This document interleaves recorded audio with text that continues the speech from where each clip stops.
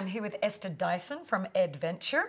Esther's just joined us for a great panel discussion this morning on the economics around social media and investment flows into social media and how that's now globalized. Esther, you made some great comments during your panel discussion this morning that really lit up Twitter. I was quite excited to see the discussion around some of them. One of the most interesting for a lot of communicators in the audience, and who'll be watching this video later, is around, you said that ad agencies don't really get it yet, and PR professionals seem to understand this better. I'd love you to expand a little bit on what you mean by this. Okay, well, ad agencies accept but fundamentally, people still look at media as a medium for advertising, and they should be thinking about media as a medium for public relations. For rather than you've got your message and you stick it around everywhere, it's craft a message so that consumers will grab it from you and repeat it themselves. In other words, build something that resonates so that social media will carry it for you. And the great advantage is that's free. Creating it isn't free, but spreading it will be. Second, think not only about regular people, think about your customers and your employees. If you run your company right, if your product delivers, if you treat your people right, those people will be glad to spread it. If you don't, you can't keep it a secret. So what I love about social media is they foster transparency around companies, governments, everything. And so in a sense, they're the ultimate guardians by putting the truth out there. If you want better media results, improve your product. It's very simple. You mentioned also that it's platforms that spread easily, but local content that doesn't as much. And a lot of people were excited by that comment and spread it around on Twitter, and were asking, how can communication agencies leverage that? They can work market by market rather than building a single plan. As somebody said earlier, what resonates in India has no relevance in Indonesia. So pick your spokespeople, pick your messaging, pick your language, and don't simply plaster the same message everywhere. And that speaks the local language. It's not just the language itself, but the references. Right. Things that are famous in Hong Kong, nobody's heard of in Singapore, and so forth.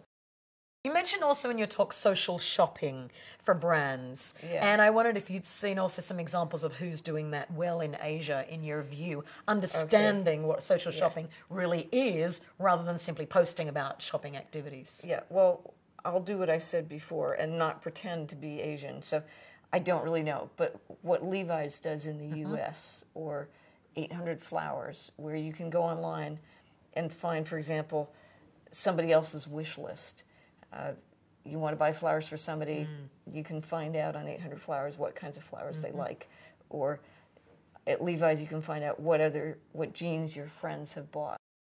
Lastly, Esther, you spoke, or the panel generally spoke about revenue streams from social media platforms, platforms that have more experimental revenue streams, platforms that are very dependent on advertising at this point versus shifting to gaming. What do you look for when you're investing in different ventures or assessing how good an investment a social media platform is going to be in terms of their revenue stream, and how do you think that will evolve in the next few years? Well, I think there are different revenue streams. Gaming is gaming. You're not going to find gaming on like a social network for professionals like LinkedIn. So you need to look at the platform in its own context. Is it a good implementation of a particular revenue model?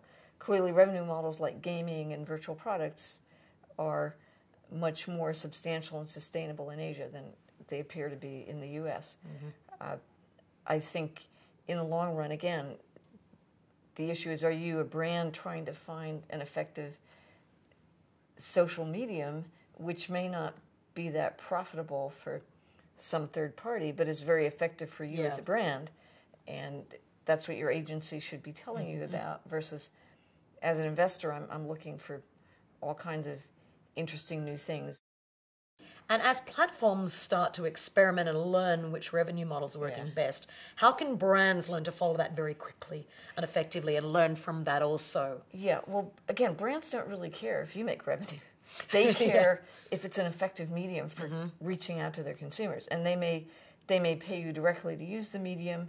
They may pay you for click-throughs. They may pay in different ways. And again, they may be savvy enough to figure out how to avoid paying, although they should, of course, always pay their agency.